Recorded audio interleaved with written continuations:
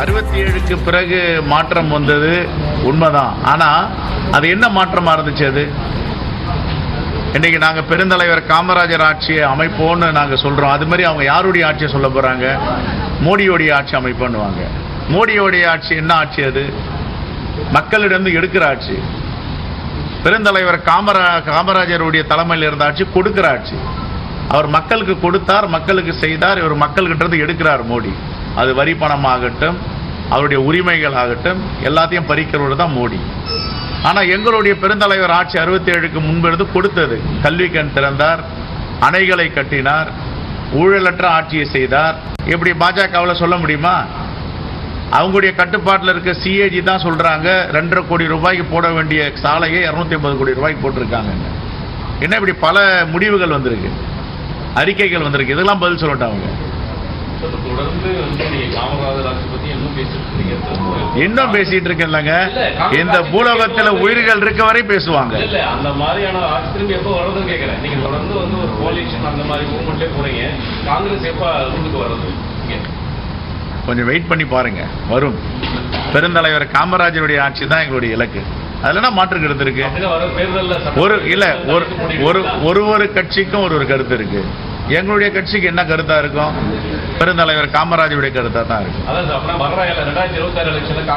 இப்ப 24 இருக்கோம். நாம 24 முடிட்டு பிறகு பேசணும். நிறைய ஆஸ்பிரன்ஸ் இருக்காங்க. அதுல ஒரு சில பேருக்கு மட்டும்தான் சீட் கொடுக்க முடியும்னு சொல்லியிருக்காங்க. ஆஸ்பிரன்ஸ் ஒரு சில பேர் சீனியர்ஸா இருந்தாலும் அவங்க தவிர்த்து அவங்களை எப்படி நீங்க சமாதானப்படுத்துங்க? இல்லைங்க, இப்போ ஒரு தொகுதியில் ஒருத்தர் தானே நிற்க முடியும் ஒரு கட்சி சார்பா. அது எந்த கட்சியாகட்டும். அதே மாதிரி எங்க கட்சிக்கும் அது பொருந்தும். 50 பேர் ஒரு தொகுதியை கேட்குறாங்கன்னா ஒருத்தரை தேர்ந்தெடுக்கிறோம், மீதி உள்ளவர்களுக்கும் வாய்ப்பு கொடுப்போம்.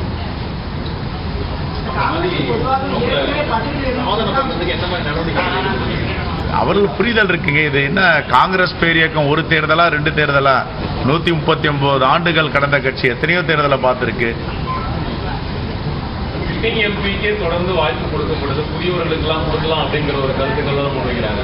புதியவர்கள் நிறைய பேர் வந்திருக்காங்களே பாருங்க. யார் யார் புதியவர்? ராபர்ட் புரூஸ் புதியவர், இடைத்தேர்தலில் தாரகை கட்பட் புதியவர், இங்க கிருஷ்ணகிரியில புதியவர், திருவள்ளூர்ல புதியவர்.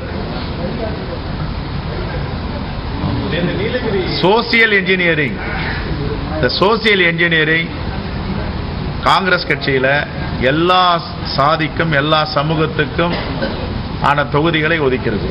நீங்க அப்படியே பார்த்துட்டு வாங்க. கன்னியாகுமரி, திருநெல்வேலி, சிவகங்கா, கரூர், கிருஷ்ணகிரி, கடலூர், திருவள்ளூர், எல்லா சமூகத்துக்கும் பிரதிநிதித்துவம் காங்கிரஸ் கட்சியில கொடுத்துருக்கு. தமிழ்நாட்டில் உங்களுக்கு கொடுக்கக்கூடிய 9 தொகுதிகளில் எங்கேயாவது நீங்க டஃப்பா இருக்குன்ற மாதிரி நீங்க அதை ஃபீல் பண்றீங்களா? 9 தொகுதி இல்லை, 39 தொகுதியில் தமிழ்நாட்டில் பாண்டிச்சேரி உட்பட எங்கேயுமே டஃப்பா கிடையாது. மக்கள் 2 விஷயம்